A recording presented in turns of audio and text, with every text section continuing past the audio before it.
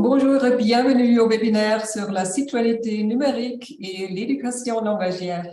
C'est un webinaire du Centre européen pour les langues vivantes du Conseil de l'Europe, en bref, le CELV. Hello and welcome to this webinar on digital citizenship and language education. This is a webinar offered by the European Centre for Modern Languages of the Council of Europe, in short, the ECML. It is a bilingual webinar, so we will switch between English and French. I start with a brief overview in French and then come back to English. Qu'est-ce que la citoyenneté numérique? Est-elle vraiment pertinente pour l'apprentissage et l'enseignement des langues? Existe-t-il des tâches pour la salle de classe qui peuvent soutenir à la fois le développement des compétences linguistiques et la citoyenneté numérique? Je vais transmettre ces questions dans quelques instants à l'équipe pour répondre. Mais permettez-moi de dire quelques mots sur le CELV au cas où vous découvrez le centre. Saviez-vous que vous pouvez bénéficier immédiatement des travaux du CELV? Sur le site du centre, vous trouverez des outils pour, par exemple, la recherche-action pour les professeurs de langue, l'évaluation des compétences en langue, les approches plurielles, des tâches en classe pour les jeunes apprenants et bien plus encore. Les ressources du CELV sont disponibles gratuitement pour toute personne intéressée par l'assurance qualité dans l'éducation aux langues. Pourquoi le CELV promet-il la qualité dans l'éducation des langues? L'apprentissage des langues, c'est peut-être le passé. Peut-être que les outils de traduction et l'intelligence artificielle seront bientôt capables de prendre en charge la communication. Non, vous ne croyez pas vraiment cela, n'est-ce pas? Et vos commentaires dans le chat sont les bienvenus. Voilà un seul argument pour expliquer pourquoi l'apprentissage des langues pourrait devenir plus important que jamais à l'avenir. L'éducation plurilingue et interculturelle renforce les démocraties et œuvre à la construction de la paix. Et ce n'est pas une tâche pour les ordinateurs, c'est une tâche qui nous est confiée ainsi qu'aux générations futures. Le Conseil de l'Europe a pour objectif de défendre les droits de l'homme, la démocratie et l'état de droit. Et le CELV, qui fait partie du Conseil de l'Europe, défend l'apprentissage des langues pour une culture démocratique en Europe. Si ce sujet vous intéresse, vous pouvez consulter le site web du CELV. Et je passe à l'anglais maintenant. So now I'm back with English. So what is digital citizenship? Is it really relevant for language learning and teaching? Are there classroom tasks which can support both the development of language competences and digital citizenship? I will pass on these questions to the expert teams in just a few minutes. But let me just say a few words about the ECML in case you're a newcomer to the center. Do you know that you can benefit from the work of the ECML right away? On the website, there are, for example, tools for action research for language teachers, tools for evaluation and assessment for pluralistic approaches, classroom tasks for young learners, and much more. The ECML resources are freely available for everybody interested in promoting quality in language education. So why is the ECML promoting quality in language education? Perhaps language learning is a thing of the past. Maybe translation tools and artificial intelligence will soon take over communication. But you don't really believe that, do you? And your comments in the chat are really welcome. To give you just one argument for why language learning for all may become more important than ever in the future. Plurilingual and intercultural education strengthens democracies and help building peace.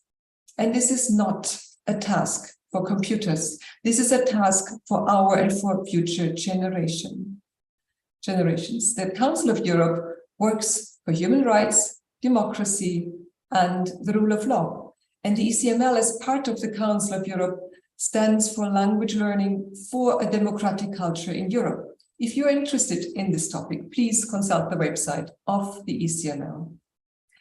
But now it is my pleasure to give the floor to the ECML expert team presenting innovative approaches to digital citizenship and language learning. Christian Olivier, the coordinator of the project, the floor is yours. Big thank you to all in advance for your contributions.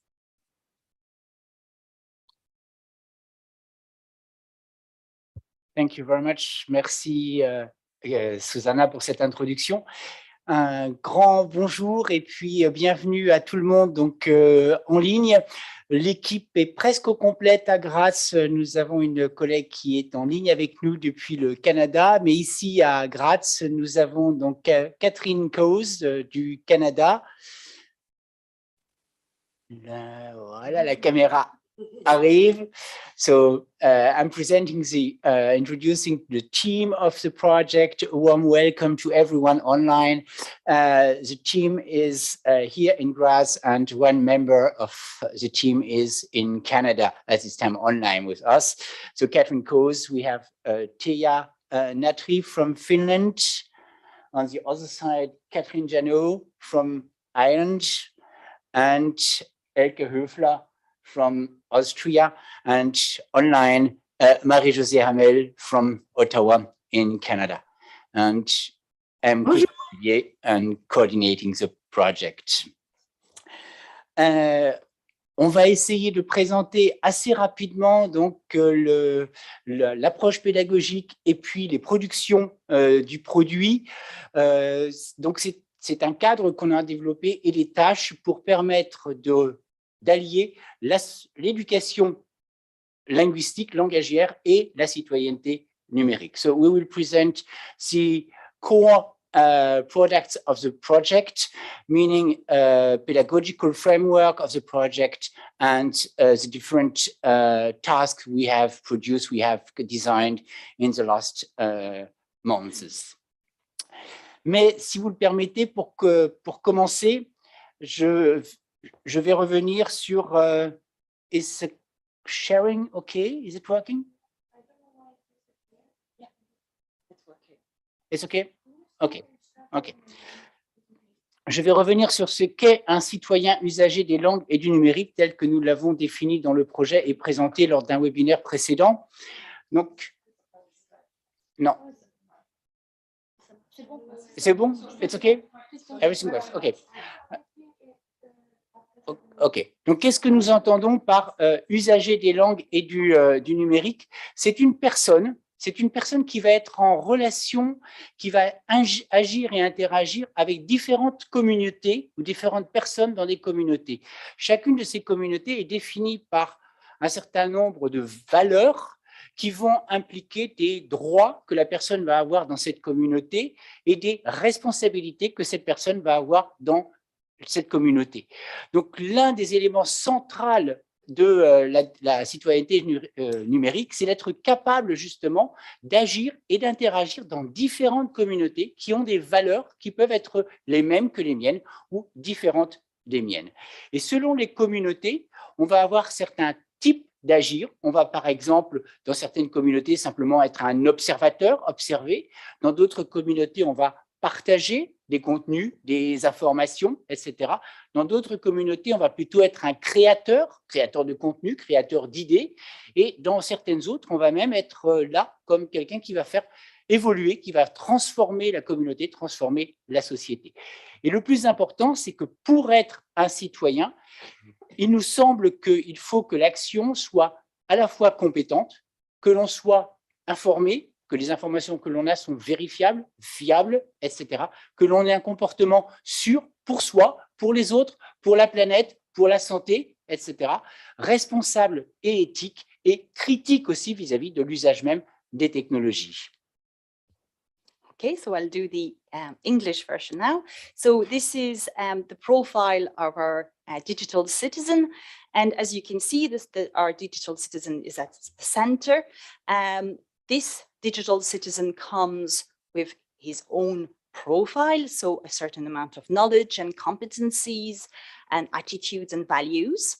But more importantly, to be a digital citizen, you also act with a lot of communities around you. And you don't only act in one community, but in loads of communities. So you're interacting in various communities. Each community has its own values, but also some rights and some responsibilities you have to adhere to.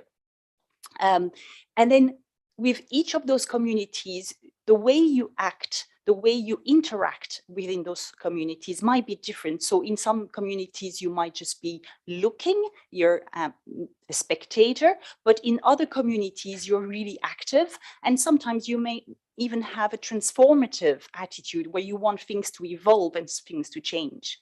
Very importantly as well, you come with a certain way to act. And that's those values that you have here on the side, those different adjectives that you see. So you have to be competent and informed. You have to be safe and responsible and act in a way that is ethical and critical. If you want to know more about this profile, we encourage you to consult our profile that we've published on the ECML website on the site for the project. So now we look at education. So that's the title of the presentation today. What are the links between the two?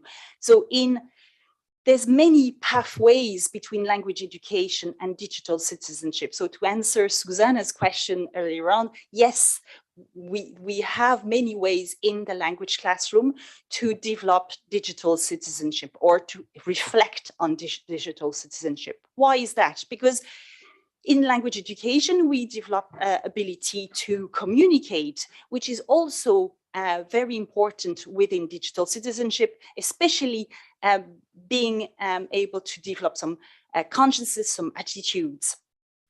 Obviously, the competency to use several languages is there, and intercomprehension and understanding others with different cultural backgrounds is very important, as well as the ability to go from one to the other and to mediate, which is also a very important point now in the CEFR. And finally, the ability to adapt to diversity, to be able to navigate in various societies, in these various communities.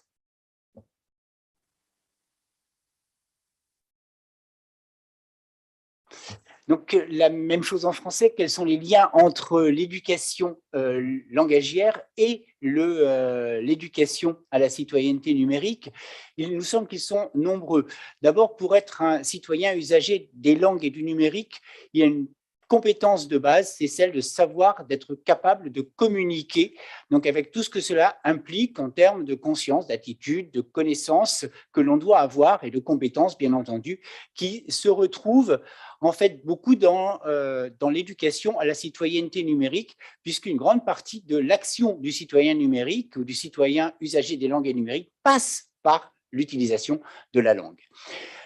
Si on travaille, nous aussi, ici, au CELV, sur ces questions-là, c'est parce que c'est lié aussi aux compétences plurilingues, parce que c'est interagir sur diverses communautés qui vont être des communautés dans diverses langues, voire des communautés dans lesquelles on va utiliser plusieurs langues. D'où l'intérêt, par exemple, de compétences en intercompréhension et de compétences interculturelles, puisqu'on va être confronté à des gens qui apportent leur propre culture, des cultures très différentes. Très important aussi, puisqu'on l'a dit tout à l'heure, l'une des actions ou l'une des types d'actions du citoyen, c'est d'être capable de partager quelque chose, donc d'être dans un rôle de médiation. Donc là aussi, on retrouve une des activités langagières ou une des activités en général qui est promue en ce moment par le CECRL. Et finalement, c'est un élément central dans la communauté, dans l'action du citoyen, on l'a dit tout à l'heure, dans plusieurs communautés, de s'adapter à la diversité des communautés, des sociétés et des personnes qui sont à l'intérieur de ces communautés ou de ces différentes sociétés.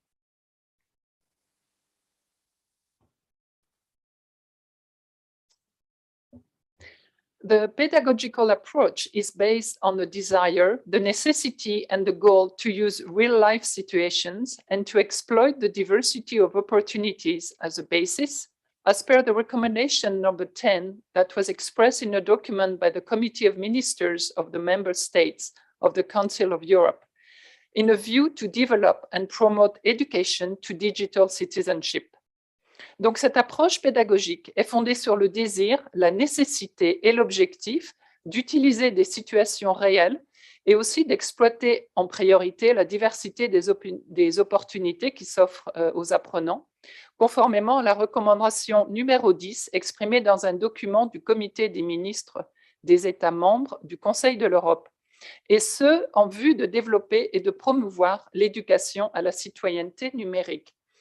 The framework that we propose will be published and available on the website. Donc, le cadre de cette approche sera disponible sur le site web.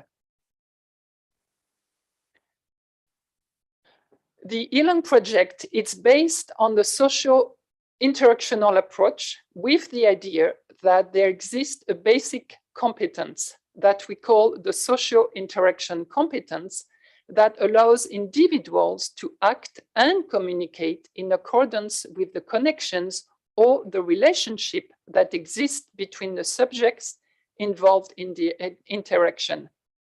Le projet e-langue est donc basé sur l'approche socio-interactionnelle, avec cette idée qu'il existe une compétence de base, appelée la compétence de socio-interaction, compétence socio-interactionnelle, qui permet aux individus donc d'agir et de communiquer en fonction des différentes connexions, en fonction des relations qui existent entre les sujets impliqués au sein de l'interaction.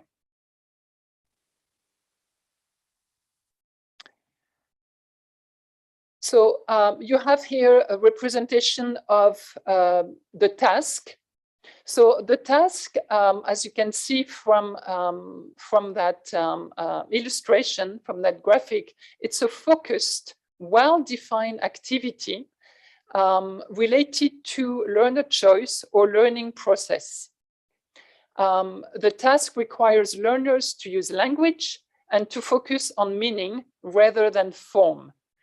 And this requirement is in a view to achieve a specific goal. La tâche, telle qu'elle est représentée ici sur cette image, est une activité qui est ciblée et bien définie. La tâche est liée au choix de l'apprenant ou de l'apprenante. Elle est liée au processus d'apprentissage et elle exige des apprenants et des apprenantes qu'elles utilisent la langue en se concentrant sur le sens et non pas sur la forme. Et donc, cette concentration va permettre aux apprenants et aux apprenantes d'atteindre un objectif spécifique. So we have two kinds of tasks within the approach. The real-world task, as you can see on the left, and the real-world task has the goal to experience authentic communication, to develop the digital literacy, the digital citizenship, and most importantly, the real-world task has a reflective dimension as well. The other task is a reflective task, and its goal is to reflect on the benefits or the limitation of using technology, on being an active user of technology, on interacting, how we interact, and what is the meaning of the way we interact to create through technology. So the reflexivity is on the personal use of technology. Donc, on a donc dans cette approche deux types de tâches. La tâche ancrée dans la vie réelle qui permet aux apprenants et aux apprenantes de faire l'expérience de la communication authentique, c'est-à-dire au sein d'un environnement que d'autres usagers de la langue utilisent dans leur vie de tous les jours, par exemple. La tâche ancrée dans la vie réelle va donc permettre le développement de la compétence numérique et de la citoyenneté numérique. Elle a donc une dimension réflexive. La tâche réflexive a pour but d'analyser, de réfléchir aux avantages, aux limites, aux risques d'être impliqués, de devenir des usagers actifs au sein d'environnements numériques. Et donc, cette réflexivité se retourne sur son usage personnel, permet aux apprenants et aux apprenantes de réfléchir à leur usage personnel des technologies. Voilà, ce sont donc les deux types de tâches que nous avons développées au sein du projet, et ce sont des tâches que vous pourrez télécharger sur le site du projet, sur le site du CELV. Nous allons maintenant présenter les deux types de tâches un peu plus en détail, et ensuite quelques exemples. So that are the two types of tasks we have designed in the project, and you will be able in a few weeks to download all the tasks from a database on the website of the ECML on the project website. We will now present the two kinds of tasks we have developed. We start with a real-world task, what we call in French, tâche ancrée dans la vie réelle. What is it?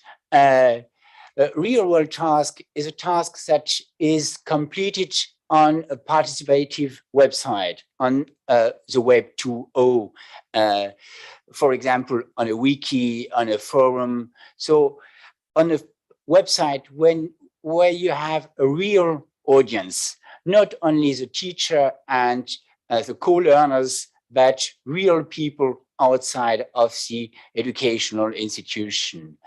And what is very important to us is that you will get feedback in a certain way, and this feedback will be a social feedback. For example, if you share a cooking recipe, the feedback will not be, oh, you have forgotten an S, a plural S, but, oh, it was very good, or I cooked it with less sugar and it was better. So you will have a social assessment, a social evaluation of your action.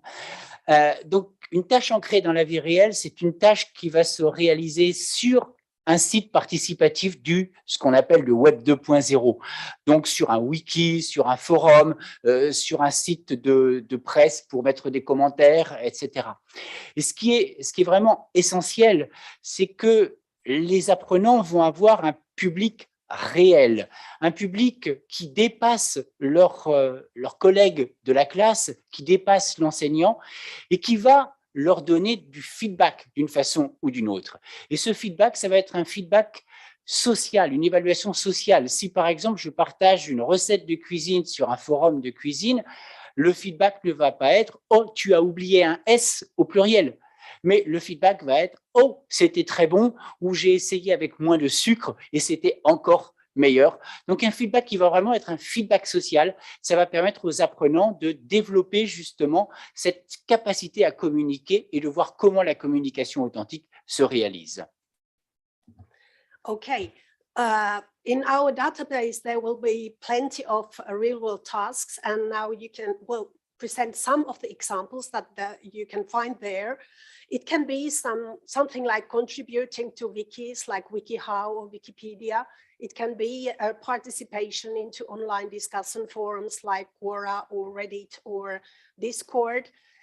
It can be, you can participate in an online community, being reactive or creative, like for instance, in Instagram, you have Bookstagram, you can write or comment about the books that you have read. You can share contents like in vlogs, in YouTube, etc. Donc, il y a plusieurs possibilités de fonctionner et de faire des choses dans la vie réelle. Donc, les tâches ancrées dans la vie réelle sont de plusieurs types. On peut contribuer au wiki, par exemple, comme Wiki Voyage ou WikiHow. On peut participer en ligne dans les discussions dans les forums, comme par exemple Quora ou Discord. On peut ensuite, bien sûr, donc, participer aux communautés qu'on trouve en ligne comme Facebook, etc. et réagir ou créer des contenus aussi. Et bien sûr, on peut donc partager des contenus, par exemple, donc réagir à un vidéo et partager un vidéo, par exemple, sur YouTube ou ailleurs. How about the teacher's role in these tasks if they are to be in a real world? The teacher's role is very important because the teachers help the learner to develop the social presence in day L2 or 3 or 4. And at the same time, they help to engage in the online communities with those languages, with the target languages, and at the same time, of course, becoming a digital citizen via when they are using those languages. And by doing that, the teacher fosters the opportunities for social interactions and widen the personal language learning spaces for the learners, en français, donc il est important de constater et comprendre que même si les tâches se réalisent en dehors de la classe, le rôle de l'apprenant est important. Le rôle de l'enseignant est important. L'enseignant, l'enseignante aide l'apprenant ou l'apprenante quand il développe sa présence sociale, son engagement dans les communautés en ligne et aussi la citoyenneté numérique en même temps. Et puis, et ainsi, l'enseignant, l'enseignante donne plus de possibilités pour l'interaction sociale et enrichit l'espace personnel de l'apprentissage de toutes les apprenants apprenantes. The real-world tasks have a dual grounding because they are grounded in the real life, which means that they are beyond the educational context. It happens in the real world, in online communities. So they, in a way, present real social interactional challenges for the students, for the learners. And via doing that, they offer social interactional authenticity for the learners. Donc, il y a une double authenticité dans les tâches ancrées dans la vie réelle parce que l'action se passe ou interaction se passe dans le cadre socio-interactionnel au-delà du contexte éducatif, dans les sites du Web 2.0 et donc qui ainsi présente un enjeu qui est socio-interactionnel, qui est réel et offre une authenticité de l'interaction en langue cible. So, at the same time, they are in real life, but they are also grounded in the teaching and learning context. So they happen within the educational context, so the teacher can help the learners. It is a secure space to practice and learn. And there is educational authenticity at the same time. Donc, il y a en même temps, il y a un ancrage dans la situation de l'apprentissage et de l'enseignement parce que la tâche se passe en même temps dans le cadre d'un socio-interactionnel qui est éducatif et dans un espace protégé. Et donc, mais en même temps, c'est d'une authenticité de l'interaction éducative en même temps. What does it mean then, be an active learner and a reflexive learner? Because as we have told before, the learners construct, via doing the real world tasks, the learners construct their knowledge, their competencies and attitudes through diverse action or participation. So live communication in authentic situations, but at the same time, experiencing the exercise of citizenship and acting as a reflexive and engaged engaged citizens and executing the digital literacy. Donc, les apprenants sont actifs et ils réfléchissent quand ils sont en train d'agir ou interagir, et ils construisent leur savoir, leurs compétences, leurs attitudes à travers ces diverses participations ou participations. Et ces participations les amènent à vivre la communication en situation authentique, mais en même temps, faire l'expérience de l'exercice de la citoyenneté, agir en citoyen qui est réflexif et engagé, et en même temps, les apprenants-apprenantes peuvent mettre en œuvre leur littératie numérique. So you may have understood by now, we have two different types of task.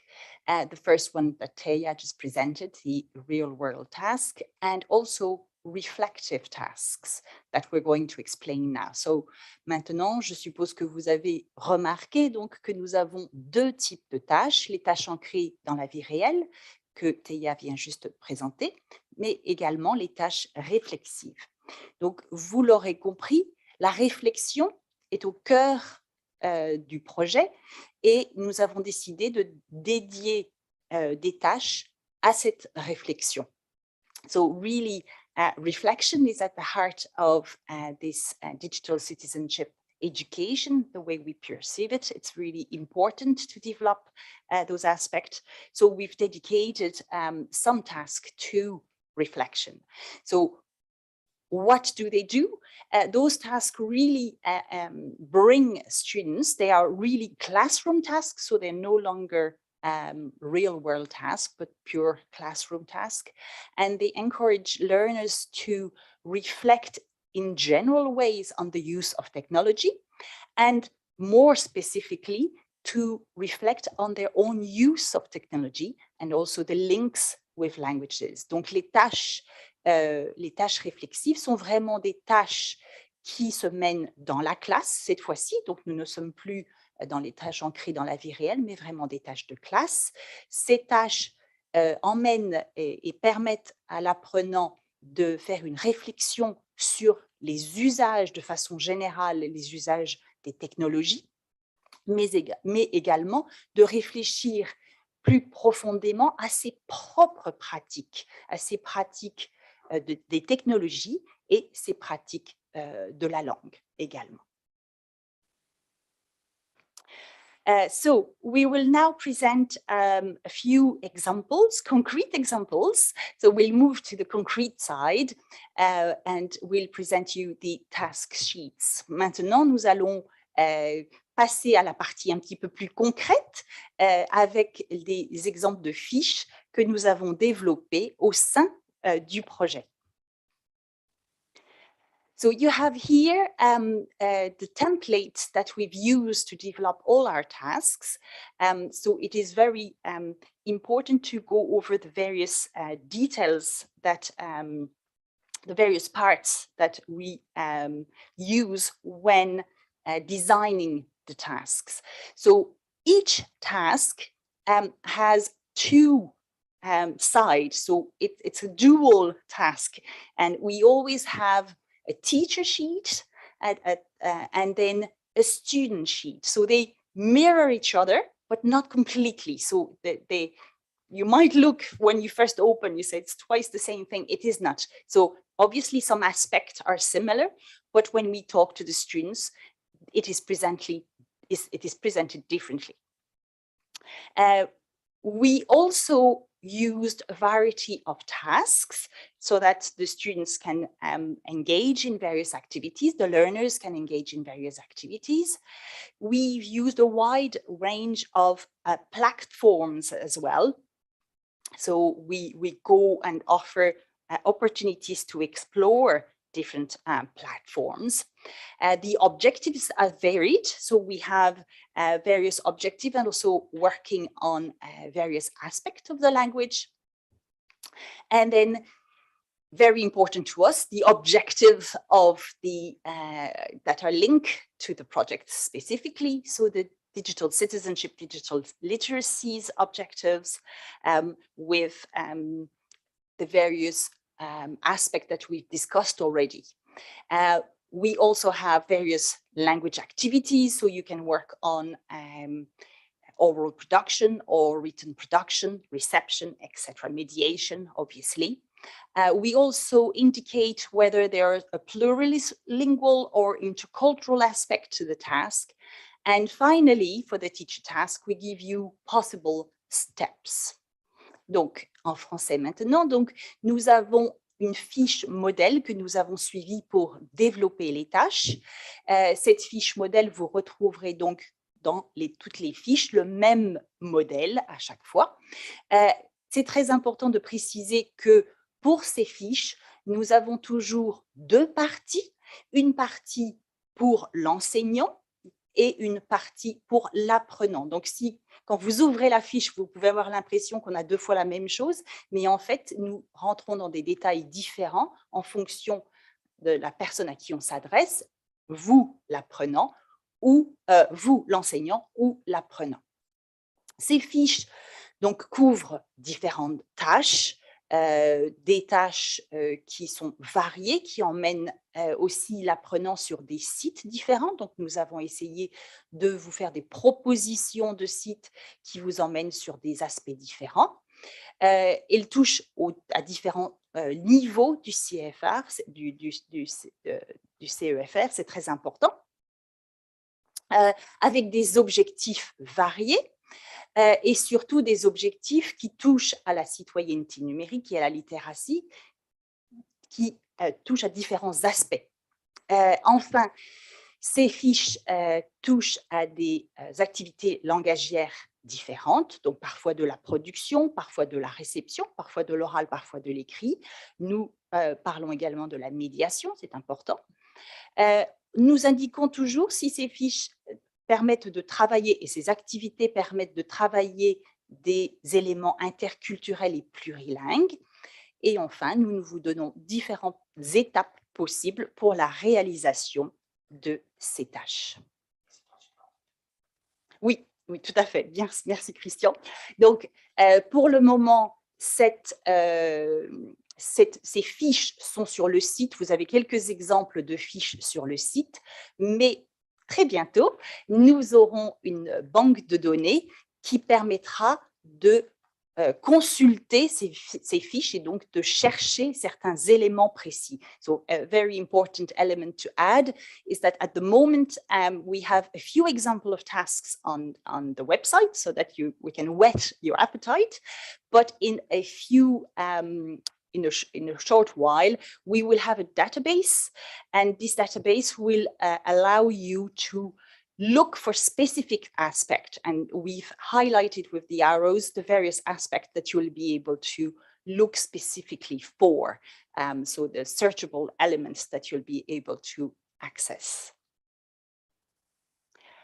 So a few examples so that it might be a bit more easy for you to understand what we're talking about concretely. So here we have some of the tasks that are available on the website. I think on the French side of the website, so if you consult the French one, you have a bit more examples than on the English side, but that will change very soon. So in terms of real world tasks, they are the ones that are highlighted or in box of red. So I'll just explain briefly some of them. So we have the example of LibriVox, where you contribute to a catalog of audiobooks. So people record themselves reading some copyright-free either books or extracts. So it could be, for example, a poem.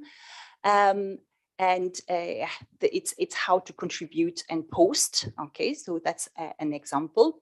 We also have a forum, a discussion forum with Reddit, where you post and you understand how things work. And same thing with Quora, which is also one where you post a question, and in this case, it's how people see your community. We have examples, for example, Wikipedia, posting on Wikipedia with various activities on Wikipedia, but this one here that we've highlighted is presenting a famous person, and we have this whole reflection on who do you post about, how do you select this person, are you being inclusive? Are you trying to promote somebody who is already very famous, or do you go and try to promote somebody that might not be as known to somebody else?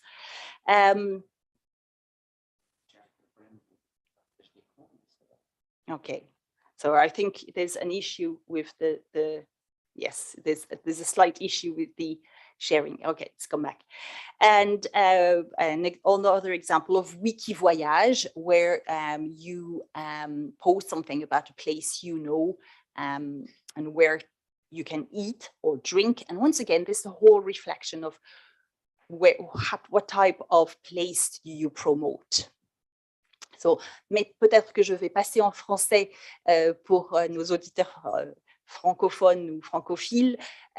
Donc, nous avons différentes tâches déjà sur le site. Les tâches ancrées dans la vie réelle sont celles qui sont dans des petites boîtes rouges, ici, sur le document. Donc, nous avons par exemple une tâche où vous allez poster un enregistrement d'un livre qui est libre de droit. Ça, pas forcément tout un livre, hein. On peut décider de poster uniquement un extrait de livre ou un poème, par exemple. Donc, il y a une réflexion ici sur le choix de la langue, le choix de l'auteur à faire découvrir. Nous avons d'autres activités sur des forums de discussion. Donc, par exemple, ici sur Quora, comment les autres nous voient, qui est une question intéressante et qui peut demander un niveau pour poster un niveau de langue pas très élevé, même si les réponses ensuite devront être comprises.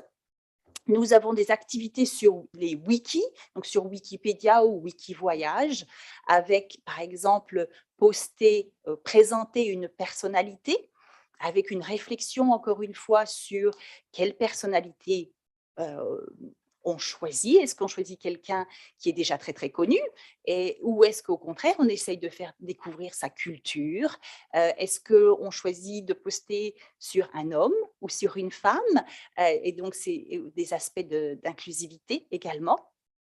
Et puis, sur Wikivoyage, nous avons une activité sur poster quelque chose sur boire ou manger dans sa ville, par exemple, et encore une fois, avec une réflexion intéressante sur quels endroits on essaye de promouvoir. Est-ce qu'on essaye de promouvoir une chaîne qui est très connue, ou est-ce qu'on essaye de promouvoir peut-être des restaurateurs moins connus ou plus personnels? I'll go back to the English for the reflective tasks. So we have a few of those already on the websites. They are the other tasks here. So we have the fear of missing out, FOMO, with a reflection on do you need to be online all the time? And if yes, why? Why are you afraid to disconnect? So it is a reflective task. One on cyberbullying and the creation of a poster on the topic. Various activities again on Wiki, but this time reflecting on it. So what are the limits, or WikiHow, the type of instructions you find on WikiHow. Donc, nous avons également des tâches réflexives. Pour ces tâches, nous avons différentes, encore une fois, des tâches qui sont très variées. Par exemple, FOMO, donc la peur de rater quelque chose en ligne si on se déconnecte. Donc, une réflexion intéressante sur cette nécessité, ce besoin que certains peuvent ressentir d'être en permanence connectés. une autre sur le cyberharcèlement, où nous faisons créer des fiches ou des affiches, des posters sur le sujet.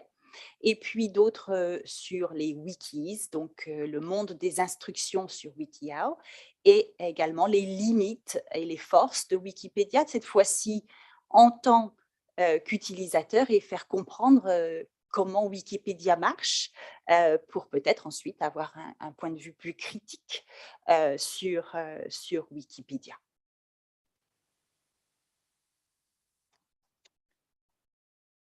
Tu veux conclure ? J'ai dû recharger la page parce que le lien vers le site n'était pas le bon lien, donc je l'ai changé en direct. If you want to know more about the project, about the different productions of the project, meaning the profile of the citizen as a user of language and technology, the pedagogical frameworks that will be available in a few weeks, and the different tasks we have designed, you can go to our project website. You have the link on the right side, and we would like to mention a booklet we have produced in a previous project, which already explain a lot of things about our pedagogical approach, and that can already be downloaded on the website of the previous project, which is the same URL as our project, but not eLong Citizen, only eLong for the previous project. Si vous voulez en savoir plus sur le projet, si vous voulez avoir accès aux différentes production de l'équipe, donc le profil le portrait du citoyen en tant qu'usager des langues et des technologies, le guide pédagogique qui sera, ou le cadre pédagogique didactique qui sera disponible dans quelques semaines. Il est en relecture en ce moment, donc presque publié. Et puis les différentes tâches, celles que nous avons proposées, et puis la banque de données qui sera disponible aussi en fin d'année. Vous pouvez aller directement sur le site du projet. Vous avez l'adresse donc sur la diapositive. Et nous mentionnerons aussi très rapidement le cadre didactique que nous avons développé dans le projet précédent, le projet eLang, donc la même adresse, mais sans citizen à la fin. Donc, ça vous permettra d'avoir déjà une idée un peu plus précise du cadre pédagogique, puisque nous avons repris une grande partie du cadre pédagogique de eLang pour ce projet. Voilà, on espère que vous avez pu un peu mieux comprendre ce que nous avons fait pendant ces 3 dernières années et ce que nous allons faire encore pendant les 2 mois qui nous restent. Si vous avez des questions, vous avez peut-être déjà pu les poser dans le chat et puis avoir des réponses déjà de Elke. Si ce n'est pas le cas, eh bien c'est le moment de poser les questions. Nous allons essayer d'y répondre. So thank you everyone for your participation in this website, in this webinar. If you have questions, you can ask your questions in the chat in YouTube, and we will try to answer your questions directly now. So feel free to ask your questions. Well, first of all, a big thank you for these presentations. I think that was a great overview of both the concept of digital citizenship and then about how to approach this topic in the real world, in the real classroom, how to propose and use tasks so that teachers and students can work in this area. So big thank you, first of all. And then, since I don't see very many questions on the chat, maybe I can ask a question. Just coming back to the tasks, I assume you piloted these tasks. Do you have feedback from teachers using the tasks? What are the challenges in classrooms? How do learners react to these tasks? If you could just, I don't know, say a few words about this. So in general, the tasks are well received.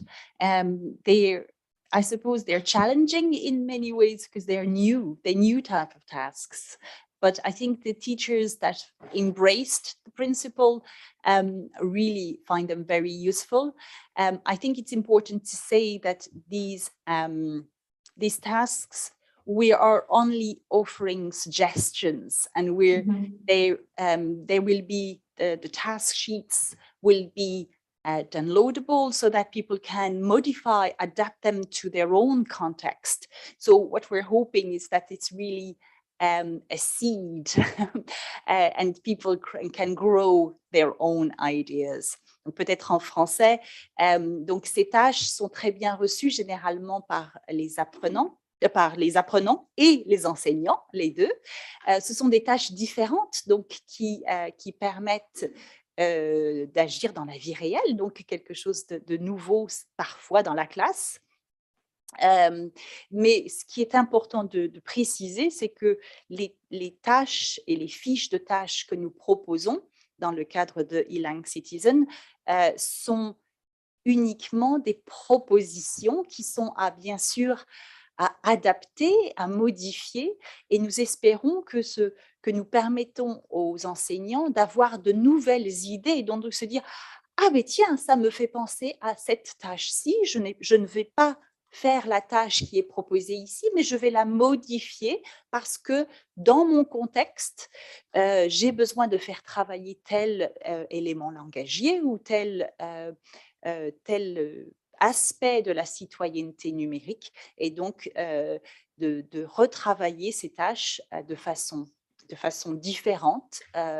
Donc c'est l'idée de planter une petite graine dans la tête des enseignants et qu'ils puissent ensuite cultiver ces idées pour développer de nouvelles tâches au sein de leur classe. So we have a question or comment from Marie-Jo from Canada. Bonjour, hi everybody. I just want to say that several or many or maybe a majority of those tasks that were developed in the project have emerged from our own practice as language teachers. So they have been used and reused by our learners, either learners of French or in my case also trainee teachers, and they have received, positive feedback. And I think that's one core reason why they are part of the database. Donc, ce sont vraiment des tâches qui proviennent de notre pratique comme enseignants de langue et comme formateurs de futurs enseignants ou d'enseignants avec les technologies. Ce sont des tâches qui ont pour la plupart été utilisées, réutilisées, réécrites et appréciées de la part de nos publics apprenants et futurs enseignants ou enseignants. Yes, Thanks a lot. Two questions from the YouTube chat. First one is, could we use what has been done in a workshop here last year, a network meeting here in Graz? Donc, l'une des questions, il y en a deux sur YouTube, est-ce qu'on a pu utiliser les travaux qui ont été faits l'an dernier, donc ici à Graz, à l'occasion d'une rencontre?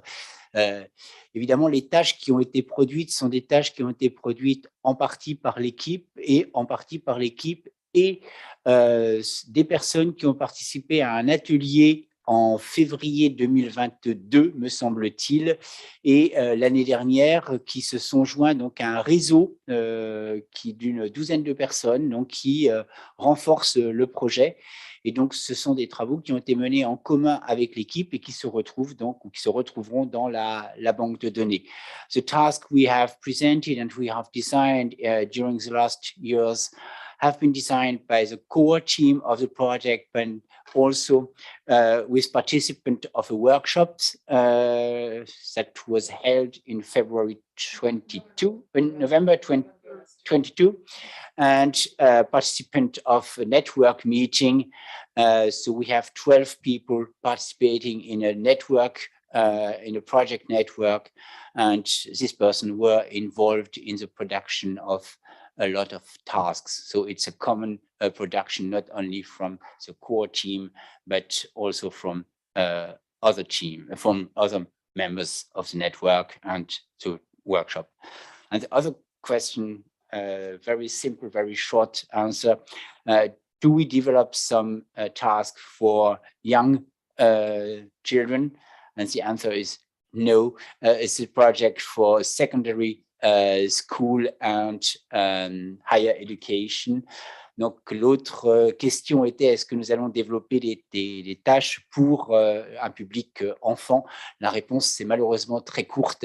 C'est un projet donc, pour les écoles secondaires et pour le niveau supérieur, l'enseignement supérieur. Donc, nous n'avons personne à ce niveau. Et La troisième question. So maybe just adding that we haven't developed any task for this young public, but that maybe some of the tasks, as I said earlier on, could inspire some primary school teachers. So maybe some of the reflexive tasks,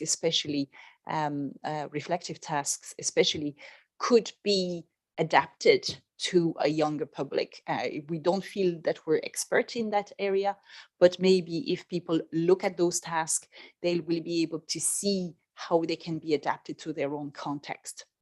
Donc, nous n'avons pas développé de tâches spécifiquement pour un public jeune, pour un public enfant, mais encore une fois, les tâches que nous avons développées peuvent inspirer des enseignants à ce niveau-là qui peuvent réutiliser certaines tâches, je pense particulièrement aux tâches réflexives, donc qui peuvent utiliser ces tâches et les modifier afin qu'elles soient utilisables à leur propre niveau. Nous ne semblons pas experts dans ce domaine, mais elles peuvent être très bien utilisées, adaptées pour ces niveaux-là. A third question is, in what development stage is the web? Donc, une question sur l'état de développement de notre site. Les projets du CELV ont en fait un site pendant la vie du projet et un site en fin de vie du projet, en quelque sorte, un site de présentation des résultats. Donc, c'est sur ce site que nous allons travailler demain. Donc, ce que vous voyez en ce moment, c'est le site du Work in Progress, en quelque sorte, que vous voyez ce qu'on a pu produire déjà, qui est présenté dans Recent Developments. Et nous allons donc demain définir la structure du site tel qu'il sera donc accessible dans quelques semaines, nous espérons, avec les productions. So, the ECML project has two websites, a website during the life of the project. It's a work in progress website when you can have a look at different productions. When they have produced, they have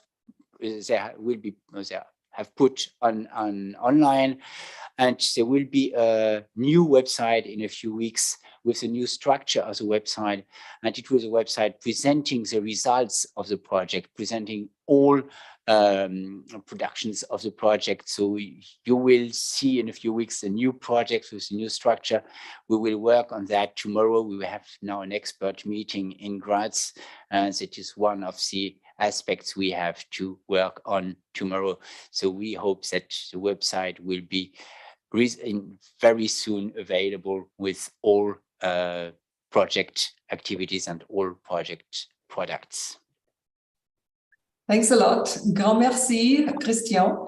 We still have about 100 participants listening to us, so maybe it's a good opportunity to put the question to our participants. Do you, following, you as followers of today's presentation, do you think such tasks would be interesting in your context? Can you envisage, do you think you would like to use such tasks in your teaching in case you're a language teacher?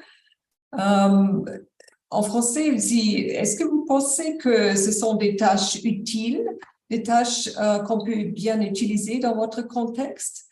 Vous pouvez répondre très brièvement dans le chat et ça serait intéressant de voir votre retour d'information. So please just put into the chat if you think you would like to use such tasks in your teaching. Let's have a look if you get some feedback.